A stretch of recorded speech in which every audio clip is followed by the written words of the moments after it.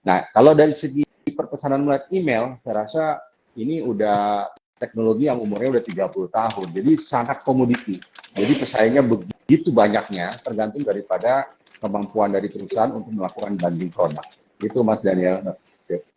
Hmm, Oke, baik, ya, baik, ya, baik. Wah, menarik ternyata udah banget ya. lumayan ini ya, lumayan berkembang juga untuk kompetitif landscape-nya. Iya, iya. Jadi memang Ya, ya. kompetisi itu sehat karena Hmm. membuat kita selalu berusaha untuk menjadi lebih baik dan lebih baik lagi untuk memenangkan kompetisi. Nah, kekuatan kita adalah karena kita lengkap. Kalau di SMS kita bersaing dengan beberapa perusahaan, di WhatsApp kita bersaing dengan perusahaan-perusahaan yang berbeda. Mhm. Nah, kalau di email saya anggap itu sudah sangat komoditi. Jadi kayak seperti itu. Jadi kalau ditanya Apple to Apple competition ya mungkin agak susah ya karena nggak ada yang seperti kita. Ya, ya, ya, ya. Hmm. Ya, wah ini jadi cukup detail juga ya Dan ya kalau misalnya kita dengar dari penjelasannya Pak Erik ya mengenai kompetisi yang ada dan ternyata sampai ke luar negeri juga ya Pak ya. Jadi memang luar biasa banget begitu kan. Kalau misalnya kita mau ngomongin tentang prospeknya itu menarik sekali ya teman-teman ya. Oke, sebelum kita lanjut ke pertanyaan selanjutnya, aku mau ingetin ya buat teman-teman di sini kalau misalnya ada pertanyaan ya seputar kinerja, prospek juga dari Jati boleh di Q&A box-nya. Ini komennya aku matiin supaya muka gantengnya Ko Daniel sama Pak Erik kelihatan nih gitu ya. Jadi nggak enak kayak ketutupan sama komennya begitu. Oke, iya. Jadi mungkin aku ada pertanyaan nih Pak untuk Pak Erik ya. Jadi tadi aku sama Daniel di awal itu sempat membahas tentang tantangan terhadap saham-saham teknologi ya, perusahaan-perusahaan Oke. teknologi begitu kan dari contohnya suku bunga gitu kan dan juga pemakaian AI yang belum merata begitu ya apalagi di Indonesia. Nah, tapi mungkin pertanyaan aku lebih ke arah kinerja aja sih Pak. Kinerja dari perseroan saat ini dari Jati Pak, mungkin bisa dijelaskan sekarang bagaimana keadaannya gitu. Karena kalau misalnya kita lihat kan memang laporan semester 1 performanya ini turun nih. Mungkin kan pasti ada alasannya dan mungkin juga ada Ya, strateginya nih dari Bapak Erik dan juga dari Jati bagaimana nih untuk menghadapi tantangan-tantangan yang ada. iya. Terima kasih Mas Hmm. Jo. Jadi kita itu tadinya rencana IPO di bulan Januari dan Februari, tapi ternyata akhirnya kita berhasilnya di bulan Mei. Nah, karena IPO di bulan Mei, kita kan nggak tetap harus invest di infrastruktur yang kita mau kembangkan. Yang satu teknologi artificial intelligence, yang kedua adalah marketplace berbasiskan WhatsApp. Nah, investment ini kita jalankan dan dengan IPO dan adanya dana IPO, investmentnya udah selesai. Nah, implikasinya apa? Dengan investasi yang pertama adalah kalau bisnis kan cuma dua ukurannya Mas ya, satu revenue, yang kedua cost. Dengan investasi ini cost kita pasti naik.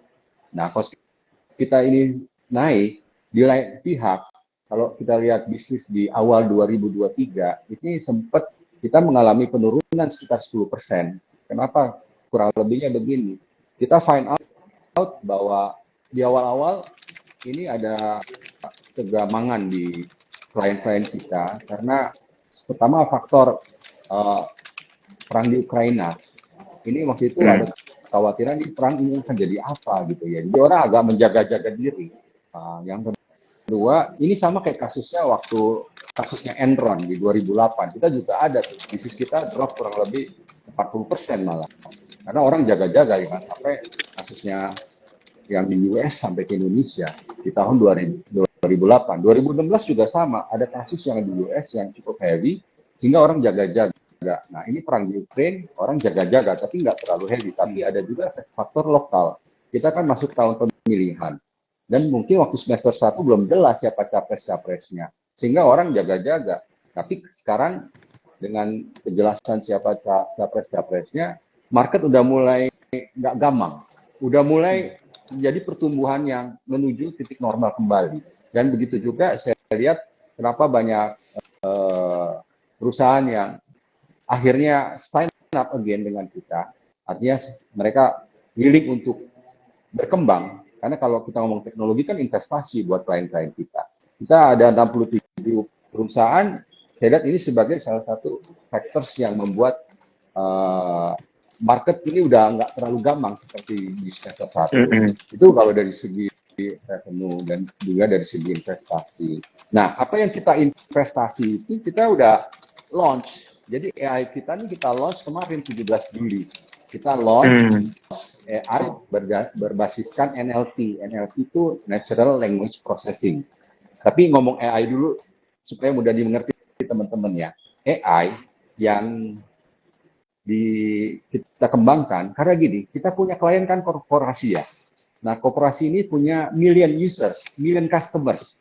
Nah, bagaimana korporasi bisa memperlakukan setiap individu as a unique person? Nah, itu butuh AI. Customer-nya jutaan, tapi seorang Eric akan berbeda dengan seorang Mas Daniel, akan berbeda dengan seorang Mas Jo. Punya latar belakang beda, usia beda, tingkat pendidikan beda, dream-nya beda. Kalau nggak pakai AI nggak bisa. Nah, how the AI works gitu ya. Kalau berdasarkan NLP itu Natural Language Processing, itu salah satu daripada produk kita kan adalah official WhatsApp yang di dalamnya ada elemen chatbotnya. Nah, kalau dulu kan chatbot itu berbasiskan menu orang pilih menu ini menu. Tapi kalau sekarang AI itu membuat chatbot itu seperti human, bisa diajak ngobrol. Just as if you are talking to a human, chatting sama human. Itu berbasiskan AI. Nah, AI yang pertama kelihatannya di chatbot. Nah, yang kedua, company kan bisnisnya basically dua. Satu, akuisisi consumer, yang kedua, retensi dan pengembangan existing consumer. Itu kalau AI fungsinya seperti apa? Nah, kalau untuk akuisisi, kalau sekarang kan misalnya katakanlah saya bank, atau saya sekuritas, atau saya investment management. Saya bilang bahwa kalau sekarang kan produknya yang ditawarkan begini, for your info, I have this product. Apply to everyone who likes it. Jadi kalau nanti nggak gitu, seorang Mas Jo sama orang Mas Daniel is two different person. Jadi saya dengan katakanlah nomor handphone sama email, saya bisa crawling tuh ke all social media, misal connecting ke Twitter, connecting ke Instagram, connecting ke Facebook, whatsoever social media yang di-define, itu kita connect untuk crawling. Supaya apa? Supaya kita bisa tahu profilnya Mas Jo, profilnya Mas Daniel. Itu yang kita sebut sebagai public domain, data dari public domain. Nah, terus kemudian data dari public domain ini akan dikombine. Oke, kalau untuk akuisisi nggak bisa dikombine ya. Nah, dari public domain ini, kemudian pada saat berbicara dengan Mas Daniel, dengan Mas Jo, itu kita combine dengan ChatGPT.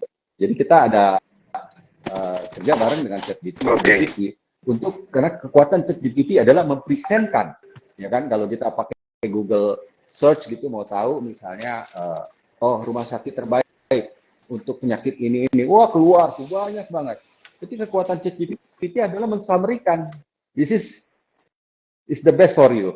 Kekuatannya mempresentasikan berdasarkan public data. Nah, kalau bicara mengenai existing customer, nah data daripada Mas Jo yang public sama Mas Daniel yang public itu dikombine sama existing datanya, sehingga ketemu profilnya yang bagus.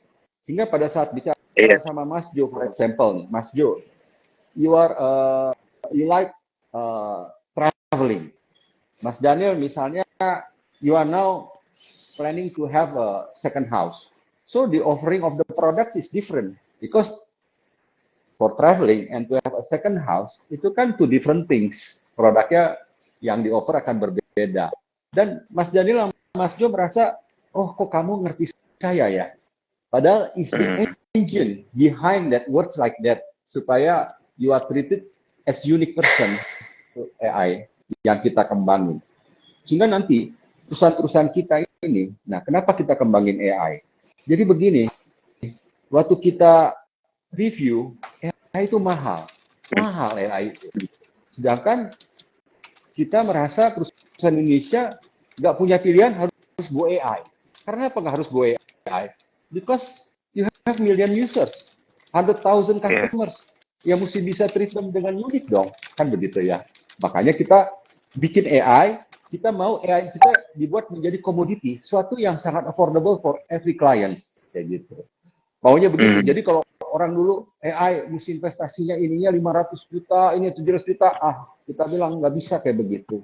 Nanti Indonesia nggak cepet masuk ke persaingan yang berbasiskan digital. Kita mesti bisa. Dan itu buat kita itu opportunity business. Dari 500 korporasi kita, cuma 4 yang pakai AI. Nah, sekarang setelah NLP-nya kita launch, kita udah dapat 8 company-company besar yang udah bilang, tolong dong integrate dong, kita mau supaya jadi pilotnya. Jatis kan udah jadi ini barangnya. Ya tentunya bisnisnya disepakati dulu ya. Dan kita memang komoditisasi terhadap AI supaya bisa mudah ditelan, dicerna oleh perusahaan-perusahaan ini. Nah, kalau ini sudah jalan, mereka akan punya kemampuan untuk memperlakukan setiap customer-nya unik, different person, sehingga bisa dapat yang namanya stickiness-nya, engagement-nya jauh lebih dapat, kurang lebih gitu. Ya. Oke, menarik nih Pak. Nah ini tapi kalau kita ngomongin tentang fitur dan data-data tadi gitu Pak, gimana ya cara dari sisi keamanan datanya ini terjaga gitu untuk para customer dan juga pengguna? Oke. Kalau untuk data, kita sebenarnya udah ikut standar ISO 27001 mengenai keamanan data. Di luar dari standar ISO 9001 yang kita udah punya duluan yang mengenai manajemen mutu dari proses operasi kita. Nah, keamanan data, coba yang saya share kayak gini. Kalau misalnya, katakanlah si Corinvest punya customernya namanya Eric Rifarizal. Eric Rifarizal ini punya Facebook, punya Instagram, punya LinkedIn. Ya, saya udah publish nih. Gitu. Nah, pada saat data itu di-crawl oleh Sukorinvest bertanggung jawab terhadap keamanan data itu. Kalau bicara keamanan data, sekarang kan pilihannya begini, datanya ditaruh di cloud atau di Sukorinvest sendiri, on-premise namanya. Kalau misalnya banks, financial institution, itu regulated, mesti put di on-premise, supaya jaga keamanan datanya. Nah, yang kedua, pada saat berbicara dengan consumer, sebenarnya pembicaraan itu kan pembicaraan rahasia. Nah, teknologi WhatsApp membuat yang namanya enkripsi end-to-end. Itu nggak bisa dibuka di tengah. Jadi pada saat customer bilang, oke, saya nih pengen traveling ke Europe, ya terus kemudian AI-nya tanya, kalau ke Europe berapa orang? Kalau berapa orang? Oh, dia bilangnya mungkin sama ini. Oh, biayanya mungkin sekitar 300 juta yang akan di-spend. Bagaimana? Sebenarnya itu informasi rahasia for that particular customer ya. Nah, Sukor punya kewajiban bahwa data itu nggak keluar. Dan Sukor sebagai financial institution regulated, sama kayak banks, sama kayak insurance, multi finance. Kalau aku ngeliatnya gitu, tapi kalau dari segi teknologinya, kita pastikan datanya itu encrypted end to end, ujung keluarnya dan ujung masuknya. Masuk keluar itu semua encrypted, nggak ada yang bisa baca. Kita ada satu proyek sekarang yang sedang kita maju ke OJK bersama klien, salah satu digital banks, itu untuk membuktikan bahwa data itu encrypted, ujung ke ujung nggak bisa dibuka. Kurang lebih gitu, Mas.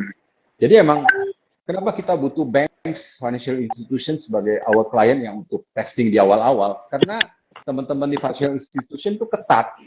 Kalian tuh ketat, kalian regulated dan kalian ketat. Jadi kalau kita udah bisa kolaborasi sama financial institution, other industries, kita punya 22 industri klien dari 500 korporasi.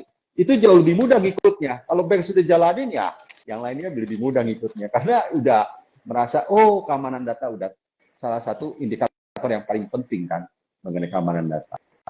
Gitu, Mas Dan ya. Oke. Ya. Wah, oke, ini menarik banget ya, dan ya dari tadi ya pembahasannya kita jadi lebih lebih mengerti begitu ya, Pak Oh ya, Erik. Terima kasih. saya takutnya saya terlalu teknis, tapi saya mau cerita nih.